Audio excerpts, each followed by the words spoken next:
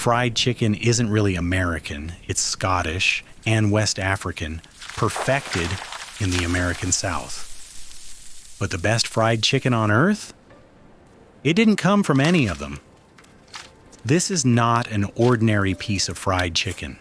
And this is not an ordinary story. A country that 50 years ago barely fried its food now runs fried chicken shops in 56 countries. It has more chicken restaurants than this entire planet has McDonald's. Billionaires fly across the world just to taste it. That country is Korea. So how did this happen? In late 2025, the most powerful man in tech, Jensen Huang of NVIDIA, sat down in Seoul with the heads of Samsung and Hyundai. His reason for choosing a humble chicken shop?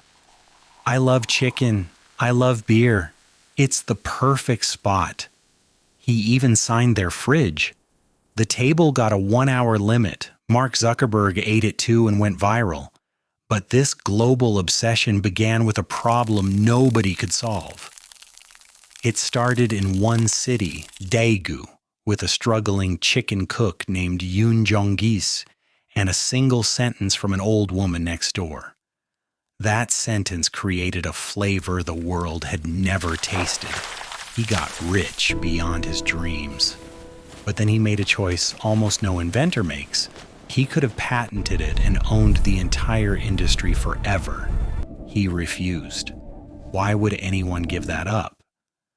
This is the story of how a greasy American import got rejected, how one accident in 1980 changed everything, and how one man's decision built an 8.8 trillion won empire and sold Korean chicken back to the world. This is how Korea stole fried chicken. To understand how Korea stole fried chicken, you have to know they didn't have it. Old Korean cooking barely used deep frying. There simply wasn't enough oil. Then in 1984, KFC opened its first store in Seoul, and crispy American fried chicken arrived. Koreans were curious, but there was a problem nobody could fix. American fried chicken had a flaw. When it went cold, the meat turned dry and tough, and customers started leaving it unfinished. In a tiny two-pyong shop in Daegu, a young cook named Yoon Jong-gye became obsessed with one question. How do you make chicken that's still good when it's cold?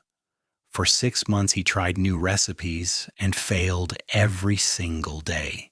His sauce just wouldn't come together. Then an old woman from the neighborhood gave him one piece of advice: try adding corn syrup. Yoon found his answer in Korea's oldest food, kimchi.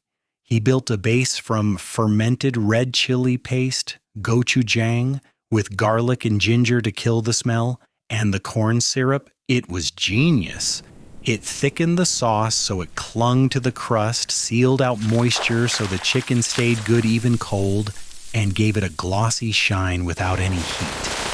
He fried the chicken twice for a crunch that survived the sauce. He even invented the pickled radish served on the side. Around 1980, Yangnyeom Chicken, Korean seasoned fried chicken, was born. It exploded. 50 groups of customers a day lining up on mats outside his shop. He ran Korea's very first chicken TV commercial, back when people said, "Who advertises chicken?" In his own words, he wasn't raking in money. He was bulldozing it. His brand grew past 1,700 stores. Then came the decision that changed everything. He never locked the recipe behind a patent. He said, for Korean chicken to belong to the world, it couldn't belong to just me. When a former employee secretly patented the sauce, the Supreme Court struck it down. The recipe stayed free for everyone. That one decision opened the door for everyone. Pelicana, Mexicana, Cheogajip, and later BHC, BBQ, and Kyochon all built on the same free foundation. By 2024, Korea had over 31,000 chicken shops and an 8.8 trillion won industry. Then they did the unthinkable. They sold it back to America. Bonchon now earns nearly $400 million a year. Forbes said it could catch KFC.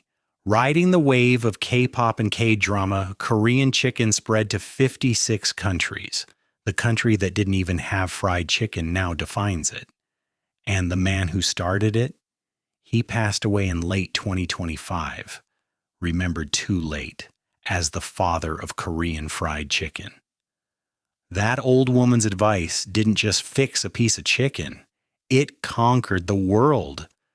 So next time you bite into that glossy, crunchy, sweet and spicy piece of Korean fried chicken, remember, it started with a dish from America, a tiny shop in Daegu, an old woman's advice, and a man who chose to share instead of own.